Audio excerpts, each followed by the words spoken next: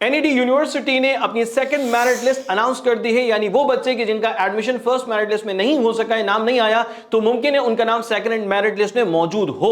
इस वीडियो में आपको ना सिर्फ मेरिट लिस्ट के बारे में बहुत ज्यादा अहम मालूमात देखने को मिल सकती है, मगर और इसके अलावा बहुत सारी ऐसी बातें हैं कि जिसका इल्म आप जैसे जबरदस्त पढ़ने वाले बच्चों को जरूर जरूर होना चाहिए। इस वीडियो को आखिर तक देखिएगा। बिस्मिल्लाहिर्रहमानिर्रहीम। एनईडी यूनिवर्सिटी ने अपनी सेकंड मेरिट लिस्ट अनाउंस कर दी है, यानी कि वो बच्चे जिन्होंने फर्स्ट मेरिट लिस्ट में इनका नाम था, उनको इंटरव्यू के लिए बुलाया गया था, उनका इंटरव्यू का प्रोसेस मुकम्मल हो गया। अब उसके बाद जिन बच्चों ने एडमिशन अपना सिक्योर नहीं किया या वो इंटरव्यू के लिए नहीं पहुंचे, तो भाई उनकी एब्सेंस की बेसिस पे या उनके एडमिशन कैंसिल कर देने की बेसिस उसके बाद जो है वो प्रोसेस जो हुआ उसमें सेकंड मेरिट लिस्ट अनाउंस हुई है। ठीक है जी। अब सेकंड मेरिट लिस्ट को स्टडी करना या उसके बारे में अच्छे तरीके से जान लेना आपके लिए बेइंतहा जरूरी है, क्योंकि जाहिर सी बात है कि जनाब आपको अगर एक अपॉर्चुनिटी, एक ऑप्शन मिल रहा है एक अच्छे एडमिशन का एक बेहतरीन यूनिवर्सिटी में, और अगर आप अपनी लाइल्मी की वजह से उस ऑप्शन को जाया कर देते हैं, तो भाई इसमें सरासर गलती आपकी ही कंसीडर की जाएगी।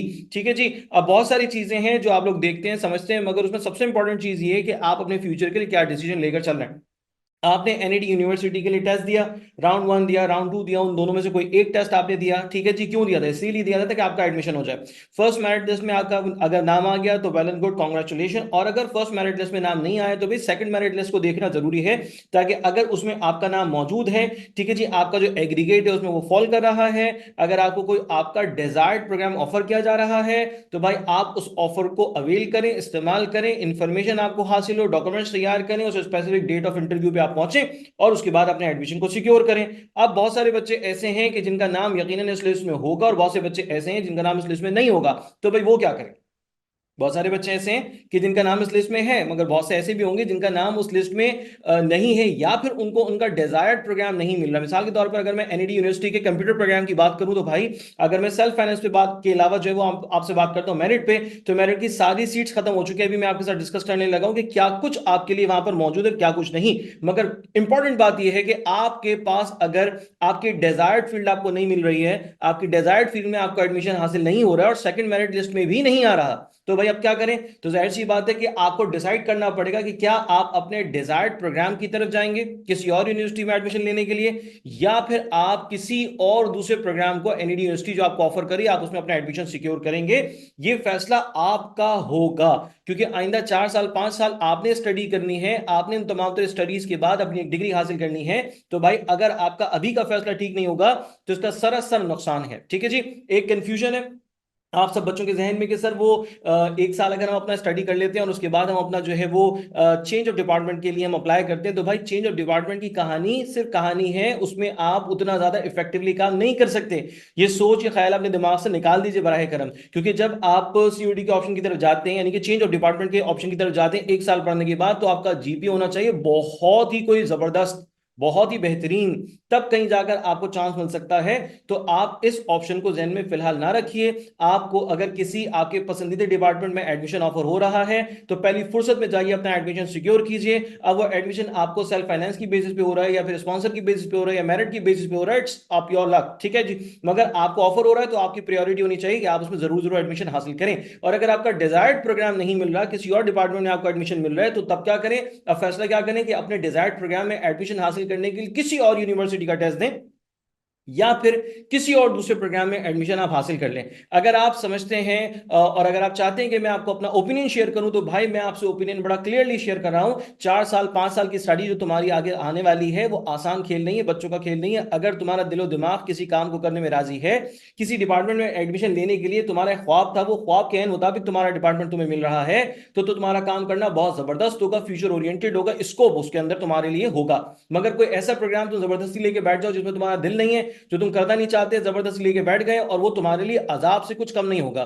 ठीक है जी। पहला साल गुजरेगा मुश्किल तरीन, दूसरा साल उससे ज्यादा और मुश्किल हो जाएगा, तीसरा साल हिम्मत हार जाएंगे, छोड़ देंगे एडमिशन कैंसिल, यानी कि आप अपनी जिंदगी के 2 साल 3 साल बर्बाद कर चुके होंगे, यानी अपने फ्यूचर के ऊपर आप जो है ना वो अपना काम खराब कर चुके होंगे। तो भाई ऐसा बराए करम हरगिज भी कोई ना करे। आपको एनईडी यूनिवर्सिटी जो प्रोग्राम ऑफर करती है, आपका डिजायर्ड प्रोग्राम है, एडमिशन ले लें। आपका डिजायर्ड प्रोग्राम नहीं है तो जबरदस्ती किसी और एडमिशन, किसी और प्रोग्राम में, डिपार्टमेंट में आपको एडमिशन लेने की मेरे हिसाब से तो जरूरत नहीं होनी चाहिए। आपका ख्वाब है कि जनाब आप सीएस की तरफ जाएं, तो भाई जो आपके पास अदर ऑप्शंस हैं, यानी एनईडी यूनिवर्सिटी के बाद जो दूसरे ऑप्शंस हैं, तो आपने वहां जाना चाहिए। ठीक है जी। जरूरत इसी बात की, क्योंकि आइंदा स्टडी करना आपके लिए बहुत आइडियल हो जाएगा अगर आपका प्रोग्राम आपका पसंदीदा प्रोग्राम रहा है। और अगर आपका पसंदीदा नहीं रहा तो बेटे पहले दूसरे साल जो है ना वो आपको एक डिप्रेशन के अंदर लेके चले जाएंगे, आपको जहनी मरीज बना देंगे। ठीक है जी, तो ये बात क्लियर होनी चाहिए। चलिए जी, इस वीडियो में आगे चलते हैं और देखते हैं कि merit list, second merit list जो हमें दी गई है, यानी कि कॉल लिस्ट जो दी गई है, उसमें एक्चुअली क्या कुछ डिटेल नजर आ रही है। ठीक है जी, आपको इंटरव्यू के लिए बुलाया जाएगा, तो यकीनन इस लिस्ट में आपका नाम होगा, तो आप इंटरव्यू के लिए कॉल हो रहे हैं, तो आपने अपने तमाम तर डॉक्यूमेंट्स के साथ इंटरव्यू के लिए पहुंचना होगा, बशर्ते ये कि आपका कॉल लिस्ट में नाम मौजूद हो। यहां पर ये बात बिल्कुल क्लियरली लिखी हुई है, हाईलाइट कर दी गई है कि भाई only those candidates having their names in call list should report. ठीक है जी। अब आप सबसे पहले तो हम चले जाते हैं भाई प्री इंजीनियरिंग वाली साइड पे। ठीक है, प्री इंजीनियरिंग वाली साइड पे यानी कि कराची बोर्ड के जो स्टूडेंट्स हैं उनको जो सीट्स ऑफर की जा रही है, पहले तो आपको उसका भी इल्म होना चाहिए, पता होना चाहिए। ठीक है जी, आइए आगाज करते हैं। आपके पास एक मेरिट लिस्ट मौजूद है और इस मेरिट लिस्ट में कुछ डिटेल्स हैं। ठीक है, इसको पढ़ लीजिए, समझ लीजिए, अच्छे से फायदा हो जाएगा। सबसे पहले तो आप ये देख लीजिए कि यहां पर जो बुलाया जा रहा है वो 150 स्टूडेंट्स को अभी इनिशियली कॉल किया गया है। ठीक है जी, यहां पर अगर आप लिस्ट में आगे जाते हैं तो आपकी ये लिस्ट एंड हो जाती है कहां तक, 150 तक, यानी कि 150 स्टूडेंट्स को यहां पर कॉल किया गया है।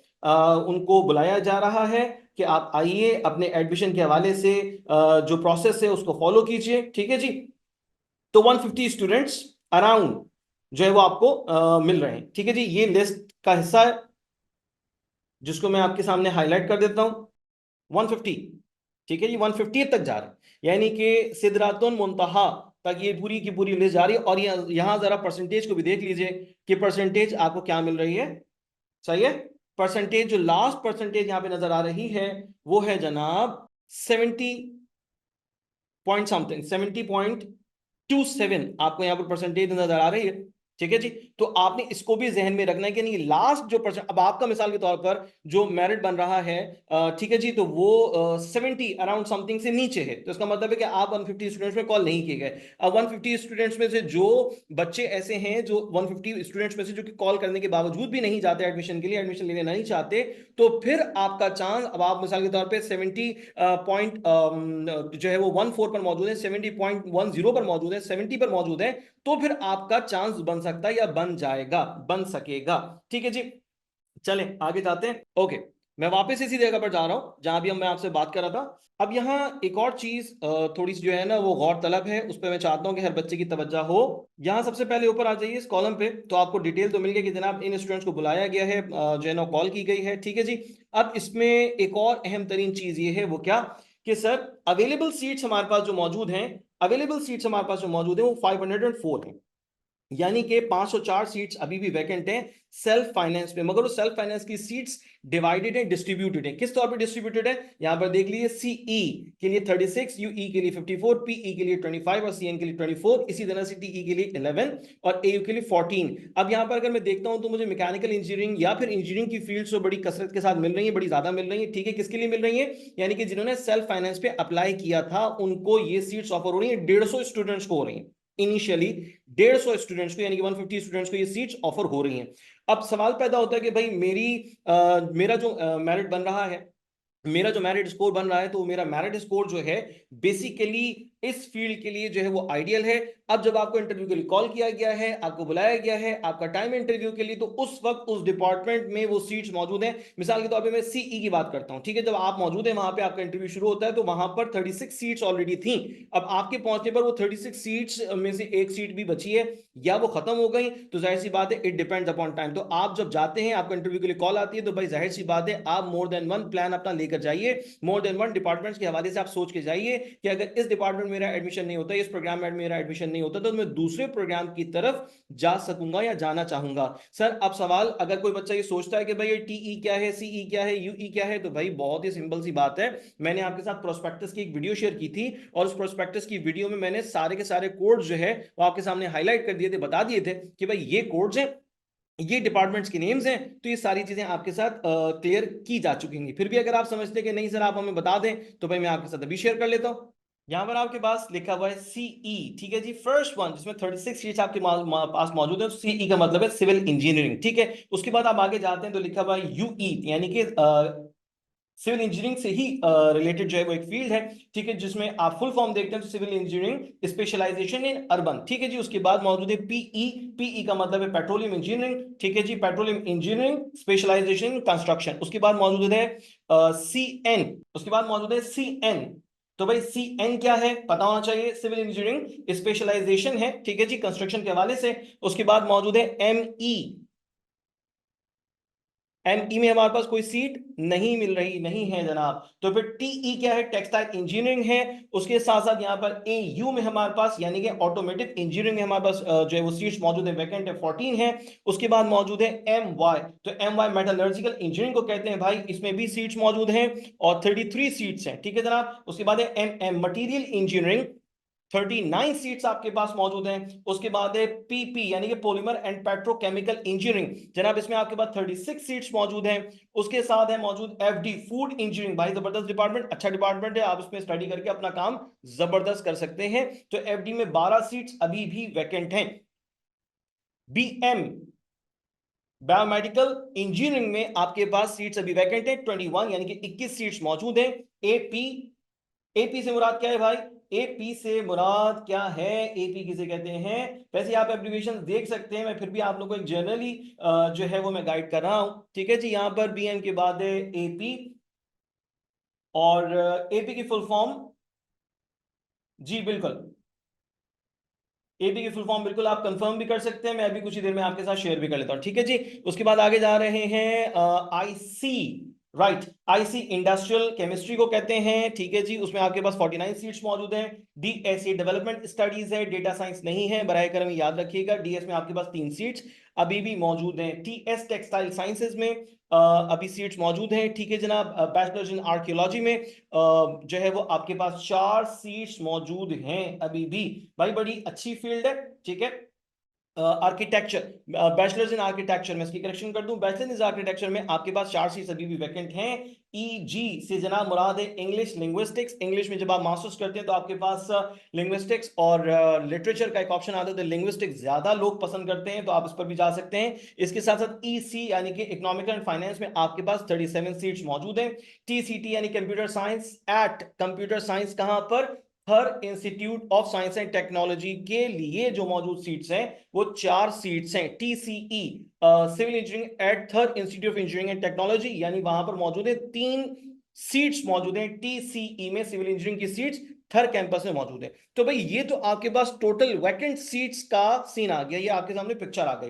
अब आपका नाम अगर इस लिस्ट में मौजूद है तो भाई खुश हो जाइए, और स्पेसिफिक डेट जो है इंटरव्यू की और जो स्पेसिफिक टाइम है जनाब आप उसको अपने पास नोट कर लीजिए, सारी डिटेल आपके पास वेबसाइट पर मौजूद है, कोई टेंशन वाली बात नहीं है, कोई ऐसी चीज नहीं है कि जनाब जो कोई हिडन फैक्ट हो, मगर चंद बातें हैं जो एज अ स्टूडेंट आपको समझनी चाहिए, जरूरी है उन बातों को समझना, ठीक है, क्योंकि वो बातें यहां पे नहीं एक्सप्लेन हो रही जो मैं भी कहने जा रहा हूं। आपका मेरिट मैच करता है, आपको कॉल आ जाती है, आप एडमिशन के लिए अप्लाई करते हैं, आपका एडमिशन फिर जो है वो हो जाता है, तो भाई इट मींस कि आपका एक नया सफर शुरू हो गया जिंदगी का, जिस पर आपकी बकिया जिंदगी बेस करेगी। तो आपका फैसला बहुत बहुत सोच समझ के साथ होना चाहिए, फैसला जल्दबाजी में नहीं होना चाहिए। ये नहीं सोचना चाहिए कि भाई मेरा इस डिपार्टमेंट में हो रहा है ना, बस ले लो, देख लेंगे, कर लेंगे, कुछ ना कुछ, कुछ नहीं होता।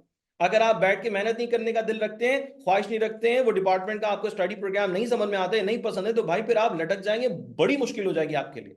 ये इंजीनियरिंग कोई कमाल, कोई खेल नहीं है बच्चों का, इसमें आपको जाहिर सी बात है बड़ा अच्छा टाइम देना है, बड़ी जान लगानी है, ठीक है ना जी। और आपको आपका डिजायर्ड प्रोग्राम नहीं मिलता है, सेकंड मेरिट लिस्ट में आपका नाम ही नहीं आ रहा, थर्ड मेरिट लिस्ट के लिए आप बैठे और फोर्थ मेरिट लिस्ट के लिए बैठे, तो बेटा खुदा न खास्ता ऐसा ना हो जाए कि आप बैठे रह जाए। ऐसा ना हो कि आप बैठे रह जाएं। तो आपको इसके लिए क्या करना चाहिए, आपने फिर अपनी सेफ साइड के लिए किसी और यूनिवर्सिटी में भी अपने डिजायर्ड प्रोग्राम को हासिल करने के लिए एडमिशन टेस्ट जरूर जरूर देना चाहिए, ताकि आपका वहां पर एडमिशन हो जाए, तो आपका ये कीमती साल बर्बाद ना हो, जाया ना हो, इसको आप बेहतर तौर पर इस्तेमाल कर लें। ठीक है भाई, यहां तक की बात मेरा ख्याल है आसान है, समझ में आ गई है। अब आ जाओ जरा आगे, आगे आ जाओ। ठीक है जी, अब मैं जाता हूं, जब मैं देखता हूं यहां पर सेल्फ फाइनेंस की सीट्स मुझे नजर आ रही हैं भाई, एसएफ की सीट्स मौजूद हैं, एसएफ की सीट्स मौजूद हैं। ठीक है जी, एसएफ की सीट्स किसके लिए मौजूद हैं, जो कराची बोर्ड के बच्चे हैं उनके लिए अभी ये चीज अनाउंस हुई है। अवेलेबल सीट्स हैं 175। ठीक है जी, सीई में आपके पास 23 है, यूई में 6 है, पीई में 2 है, सीएन में 2 है, एमई में 35 है, टीई में 6 है, आई में 19 है, एयू में 3 है, डबल ई 37 सीट्स हैं, डबल ई ओके जी 37 सीट्स हैं, टीसी 4 सीट्स हैं, ईएल 21। अब इसमें एक चीज आपको देखने को मिल रही है कि सर सेल्फ फाइनेंस में हमारे पास कंप्यूटर से रिलेटेड कुछ प्रोग्राम्स में सीट्स अभी वैकेंट हैं, कंप्यूटर से रिलेटेड कुछ प्रोग्राम्स में हमारे पास कुछ सीट्स वैकेंट हैं। तो भाई ये तो आपकी खुशकिस्मती है कि आपके पास ये ऑप्शन मौजूद है। ठीक है जी, आपके पास अभी ऑप्शन मौजूद है, राइट। तो अगर ये ऑप्शन यहां पर आपको सेल्फ फाइनेंस में मिल रहा है तो कैसे अवेल करेंगे, बहुत ही सिंपल सी बात थी। आपको बिल्कुल पहली वीडियो में मैंने आपको बताया था कि देखो आपने जो है वो अप्लाई करना है। अगर आप समझते हैं कि आप स्पॉन्सर, आप जो है वो सेल्फ फाइनेंस पे भी सीट हासिल करेंगे, अगर आपका मेरिट पे नहीं हुआ तो आप दोनों पर अप्लाई कर सकते थे, वो सारी चीजें मैं बता चुका था आप लोगों को। तो यकीनन आप में से बहुत सारे बच्चों ने सेल्फ फाइनेंस पे भी अप्लाई किया होगा। तो जिन्होंने सेल्फ फाइनेंस पे अप्लाई किया है और उन्हें उसकी फीस पे कर दी थी at the time of admission test, तो भाई उनके तो मजे हो गए, अभी उनके तो फायदे हो गए, क्योंकि देखें परसेंटेज का डिफरेंस मौजूद है। अभी मैं सेल्फ फाइनेंस में देखता हूं तो मेरे पास सीट मौजूद है कंप्यूटर की, कंप्यूटर साइड की, मगर जब मैं मेरिट पे जाकर देखता हूं तो मेरे पास कंप्यूटर से रिलेटेड कोई सीट्स नहीं है। यानी कि सेल्फ फाइनेंस का अगर आपने फॉर्म भरा था, उसकी फीस पे की थी, तो आपका नाम यहां लिस्ट में बिल्कुल होगा।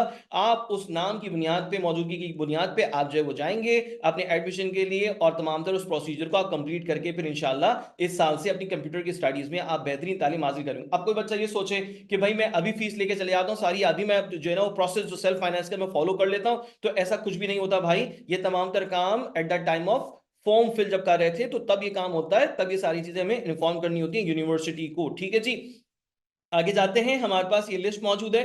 अब इस लिस्ट में कहीं पर भी मेरा नाम अगर आ रहा है तो बहुत अच्छी बात है, खुशनसीबी है। ठीक है, अब मैं यहां पर लिस्ट में जा रहा हूं तो मेरे पास 176 स्टूडेंट्स का नाम यहां पर लिस्ट में है कि जिन्हें सेल्फ फाइनेंस की बेसिस पे एडमिशन हासिल करने का इन डिपार्टमेंट्स में मौका दिया गया है। सर क्या कोई थर्ड मेरिट लिस्ट बनेगी इसके बाद? भाई जाहिर सी बात है, जो बच्चे इस लिस्ट में नाम आने के बावजूद भी मेरिट पे या सेल्फ फाइनेंस पे एडमिशन नहीं ले रहे हैं उन डिपार्टमेंट्स में जिसमें अभी सीट्स वैकेंट हैं, तो जाहिर सी बात है वो सीट्स वैकेंट रहेंगी। फिर एक और लिस्ट आएगी, ठीक है जी, फिर एक और लिस्ट आएगी कि जिसमें बच्चों का नाम होगा कि जिन जो कि अब 70.27 से नीचे जो बच्चे हों उनको भी मौका दिया जाएगा, उनको भी चांस दिया जाएगा कि वो आए इन सीट्स को अपने पास अपने लिए सिक्योर कर लें। ठीक है भाई, तो ये तो बहुत क्लियर पिक्चर हो गई है कराची बोर्ड के वो स्टूडेंट्स के जिन्होंने प्री इंजीनियरिंग या जो है वो कंप्यूटर साइंस से रिलेटेड स्टडी की, एडमिशन टेस्ट दिया, और उसके बाद उनके एडमिशन टेस्ट रिलेटेड मेरिट यहां पर अभी आपके सामने क्लियर है। अब वो बच्चे की जिन्होंने माशाल्लाह से मेडिकल से बड़ा सुनने में आया बीच में कि वो मेडिकल के स्टूडेंट जो है ना वो इंजीनियरिंग यूनिवर्सिटी में एडमिशन ले सकते हैं, बहुत अच्छा लगा, बड़ा जबरदस्त काम हो गया। मगर फिर क्या हुआ? फिर ये हुआ जनाब कि एडमिशन के लिए उन्हें ऑफर तो किया गया, एडमिशन के लिए उन्हें ऑफर भी किया गया, उन्होंने टेस्ट भी दिया, उन्होंने सारा प्रोसीजर फॉलो कर लिया, मगर बहुत सारे बच्चे इस बात को सुनकर बड़े नाउमीद से हो गए कि भाई वो एडमिशन तो हासिल करना चाहते हैं मगर यूनिवर्सिटी ने उनको मौका ही नहीं दिया, यूनिवर्सिटी ने उनको फिर जो है ना वो गुंजाइश ही नहीं दी कि जनाब वो एडमिशन हासिल कर सकें। मगर देखिए मेडिकल के जो बच्चे उनके लिए भी जो है वो मेरिट लिस्ट यहाँ पर आ चुकी है। ठीक है, मेरिट लिस्ट लग चुकी है, तो वो भी डिस्कस कर लेते हैं कि उनके लिए क्राइटेरिया क्या हो सकता है। इस लिस्ट में अगर आप गौर करें तो यहाँ पे टोटल सीट जो नजर आ रही हैं, जो टोटल सीट्स आपको दिखाई दे रही हैं वो सिर्फ और सिर्फ कितनी हैं, अवेलेबल सीट जो आपके पास मौजूद है वो सिर्फ और सिर्फ 45 है। ठीक है, सिर्फ और सिर्फ 45 सीट्स मौजूद है। और अगर मैं यहां पर बच्चों के नाम देखता हूं तो अराउंड 45 स्टूडेंट्स को उन्होंने कॉल किया है, 45 सीट्स के लिए स्टूडेंट्स को कॉल किया गया है। अब जाहिर सी बात है कि सेल्फ फाइनेंस की सीट्स हैं, मेडिकल के स्टूडेंट भी चाहते थे कि वो किसी तरह से जो है ना वो प्री इंजीनियरिंग के उस डोमेन में ऐड हो जाएं, यूनिवर्सिटी में एडमिशन ले लें उस डोमेन में रहते हुए, तो भाई उनके लिए सीट्स कुछ जो हैं वो अभी भी बाकी हैं सेल्फ फाइनेंस की बेसिस पे। तो भाई वो बच्चे कि जिनका मेरिट जो है वो यहाँ पर फॉल कर रहा है और उन्हें यूनिवर्सिटी ने कॉल की है, यूनिवर्सिटी ने उनका नाम यहाँ पर मेंशन किया है, तो बगैर इंतजार किए वो जरूर जरूर अप्लाई करें, जरूर जरूर जरूर वो अपने इंटरव्यू टाइम पर जरूर पहुंचे और अपने इंटरव्यू के टाइम पर जब पहुंचे तो अपने तमाम तर डॉक्यूमेंट्स के साथ पहुंचे। ठीक है, तमाम तो डॉक्यूमेंट्स के साथ पहुंचे। और उसके बाद फिर मैं कह रहा हूं भाई देखो, अगर एपी में 6 सीट्स हैं, आईसी में 6 सीट्स हैं, डीएस में 9 सीट्स हैं, टीएस में 6 सीट्स हैं, तो 6 सीट्स तो लम्हा भर में खत्म हो जाएंगी ना, ये तो मिनटों में खत्म हो जाएंगी। तो भाई आपने सेकंड प्लान को भी दिमाग में रखना है कि अगर ये सीट यहां पर खत्म हो गई तो मेरे टाइम पे कौन सी सीट अवेलेबल हो तो मैं उसको अटेम्प्ट कर लूं, अचीव कर लूं, उसे हासिल कर लूं। ठीक है जी। और उसके साथ साथ एक और अहम बात है भाई, 8 अगस्त को इंटरव्यू के लिए बुलाया गया है। जिन लोगों का नाम इस लिस्ट में मौजूद है वो 8 अगस्त को यूनिवर्सिटी तशरीफ ले जाएं, 9:30 बजे इंटरव्यू का आगाज हो जाएगा। ठीक है भाई। अब एक और बहुत अहम बात, इसको मैं कह रहा हूं भाई सब जरा कान खोल के सुन लो, जरा ना ध्यान से सुन लो। ठीक है, वो क्या, वो कह रहे हैं जनाब, this is provisional call list, provisional call list, admissions will be offered as per this list, इस लिस्ट के मुताबिक एडमिशन ऑफर किया जाएगा। The university however reserves the right to make any revision, amendments, omission in this list, यानी university भाई हक रखती है कि वो इस लिस्ट में कोई तब्दीली कर ले, इस लिस्ट में कोई तब्दीली लेकर आ जाए, इस लिस्ट को रिवाइज कर दे या किसी चीज की ओमिशन कर दे, ये यूनिवर्सिटी को हक हासिल है। आप यहां पर देख कर जाओ, वहां पर आपको एडमिशन ना मिले और आप कहेंगे ये क्या हो गया, धोखा हो गया, फलाना हो गया, तो भाई यूनिवर्सिटी ने तो लिख के दे दिया ना कि ये इख्तियार यूनिवर्सिटी को हासिल है। ठीक है जी। अच्छा, ये बात समझ में आ गई कि ज़हनी तौर पे तैयार हो जाएं कि आप वहां पर जाते हैं, सीट्स खत्म हो गई हैं, सीट्स अब बची नहीं है, तो फिर वहां पर होना धोना या जो है ना वो हंगामा करने की जरूरत नहीं, क्योंकि यूनिवर्सिटी आपको पहले बता चुकी है कि ये काम होगा। ठीक है जी। 8 अगस्त के लिए अपना जहन तैयार कर लीजिए, इस लिस्ट में आपका नाम मौजूद है, तो बराए करम अपने तमाम तो डॉक्यूमेंट्स के साथ यूनिवर्सिटी पहुंच जाइए, सही टाइम पे पहुंच जाइए, पहले ही पहुंच जाइए, ताकि आपका जो एक चांस है एडमिशन हासिल करने का वो मजीद भी बाकी रहे, यानी कि आपका एडमिशन हो जाए। तो सर की मेडिकल के स्टूडेंट्स के बारे में आपने बता दिया, तो इसके अलावा भी कुछ स्टूडेंट्स हैं। जी हाँ भाई, जो कॉमर्स की फैकल्टी से ताल्लुक रखने वाले स्टूडेंट्स थे उन्होंने अप्लाई किया, उन्होंने अप्लाई किया। ठीक है जी। और उनके अप्लाई करने पर उनको भी कॉल करके बता दिया गया है कि 6 सीट्स अवेलेबल हैं, 6 सीट्स अवेलेबल हैं। ठीक है जनाब, ईसी में अवेलेबल है, ठीक है जी, इकोनॉमिक्स एंड फाइनेंस में, और इंग्लिश लिंग्विस्टिक्स में उनके पास सीट अवेलेबल है। तो भाई नाम भी मौजूद है, उसके साथ साथ मेरिट भी मौजूद है। ठीक है ना जी। तो आप जाइए अपनी सीट वहां पर सिक्योर कर लीजिए, दैट्स इट, इतनी सी बात है।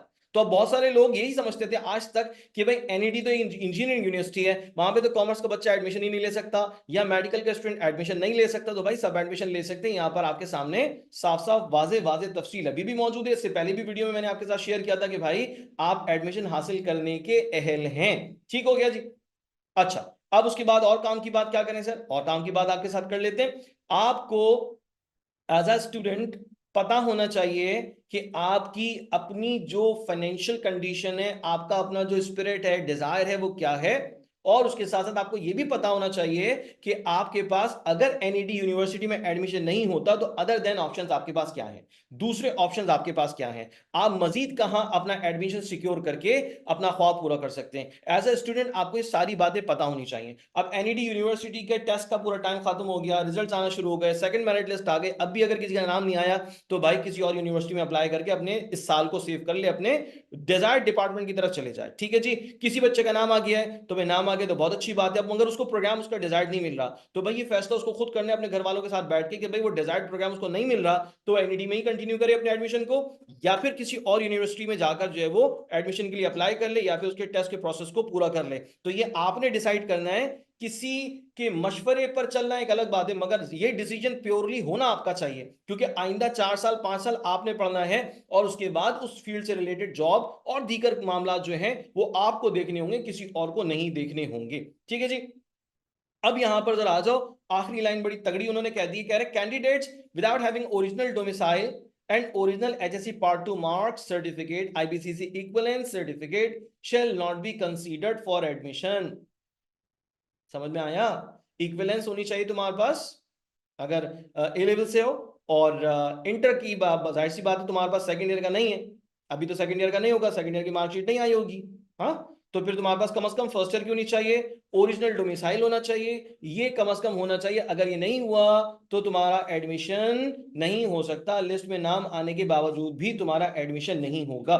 ठीक है भाई, इस वीडियो को जरा गौर से देख लीजिएगा ताकि आपकी जो भी कंफ्यूजन हैं, जो भी प्रॉब्लम्स हैं, जो भी हर्डल्स हैं एडमिशन के हवाले से, वो खत्म हो जाए और आप फाइनली एनईडी यूनिवर्सिटी में अपने एडमिशन को पक्का सिक्योर कर सकते। तुम्हारा मुस्तकबिल तुम्हारे हाथ में है, यानी तुम्हारा फैसला, तुम्हारा नाम मेरिट लिस्ट में मौजूद है, तुम्हारा डिजायर्ड प्रोग्राम तुम्हें मिल रहा है, तो तुम एडमिशन सिक्योर करने जा रहे हो अब से, यानी कि 8 अगस्त से इंटरव्यू शुरू होने जा रहा है। और अगर तुम्हारा इंटरेस्ट उस प्रोग्राम में नहीं है, तुम किसी और यूनिवर्सिटी में इंटरेस्टेड हो, वहां पर टेस्ट देना चाहते हो, तो जरूर जरूर ना, इट्स अप टू यू। ये फ्यूचर अब तुम्हारे हाथ में है, फैसला तुम्हें करना है अपनी कामयाबी का। इस मैसेज को हर एक बच्चे तक पहुंचाइएगा ताकि तमाम बच्चे इस बात से बेनिफिट हासिल कर सकें।